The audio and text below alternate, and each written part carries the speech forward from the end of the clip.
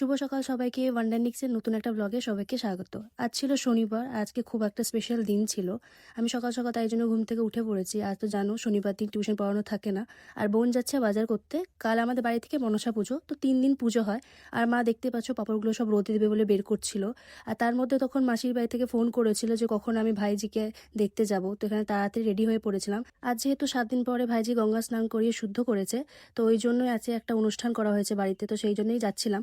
তো আমি মোটামুটি এখান থেকে মির্জাপুর অব্দি টোটোতে গিয়েছিলাম, তারপরে তখন মাসির ছেলের সাথে বাইকে যাচ্ছিলাম। তো ও বললো একটা চশমা কিনবে, সেই জন্য দাঁড়িয়েছিলাম। ভাইজির জন্য একটা জামাও নিয়েছিলাম। তারপরে দেখতেই পাচ্ছ ব্রিজের দিকে চলে এসেছি। তো ব্রিজটা পার করে একটুখানি যেতে হবে, তারপরে ওর বাড়ি। তো প্রচণ্ড ভিড় ছিল, তো ভিড়ের জন্য একটু দেরি হয়ে গেছিলো। তো দেখতেই পাচ্ছ ভাইজির বাড়ি পৌঁছে গেছি। ভাইজি এখানে ঘুমিয়েছিল, পুজো হবে যেহেতু তখন ওকে রেডি করিয়ে দেবে। তো এসে এসে খিদে পেয়েছিল, তো সবাইকে বললো এখানে ঘুগনি মুড়ি খেয়ে নিতে। তো আমরা সবাই ঘুগনি মুড়ি খাচ্ছিলাম। আর হঠাৎ ঠাকুরমশাই বললো এক তয়লা নিয়ে আসতে। তো বড় দেখে তয়লা কিনতে গেছিলাম, তয়লা কিনে বাড়ি চলে এসেছি। আর এখানে দেখতে পাচ্ছ ভাইজির মা বাবা সবাইকে বসেছে পুজোতে বসতে, তো সবাই পুজোতে বসে গেছে। আর এখানে যজ্ঞ শুরু করে দিয়েছিল ঠাকুর মশাই, যেহেতু অনেকটাই দেরি হয়ে গেছিল, লেট করছিল না। সবকিছু কমপ্লিট হয়ে যাওয়ার পরে বাড়ির কাছে গঙ্গা ঘাট ছিল, তো একটুখানি ঘুরতে গেছিলাম, ছবি টবি সবকিছু তুললাম, তারপরে এসে খেয়ে নিয়েছিলাম। আর যেহেতু কাল থেকে মনসা পুজো, ওই জন্য আমি নিরামিষ খাবারটাই খেয়েছি, সেরকম কিছু খাইনি। তো এখানে ভাত ডাল তরকারি যেটা ছিল সেটাই খেয়েছি, আর মিষ্টি দই খেয়ে নিয়েছিলাম। তো এখান থেকে আবার মাসির বাড়ি গিয়েছিলাম, ও ওখানে মির্জাপুরে আমাকে নামিয়ে দিয়েছিল। তো ওখান থেকে আমাকে আবার টোটো ধরে বাড়ি আসতে হবে, ওই জন্য দেখতে পাচ্ছ রেল লাইনটা আমি পার করছিলাম। তো আমি বাড়ি পৌঁছে গেছি। বাড়ি পৌঁছে দেখলাম যে মা অলরেডি যোগাযোগ তো করতে লেগেছে পুজোর, ঘুম থেকে উঠে উঠে।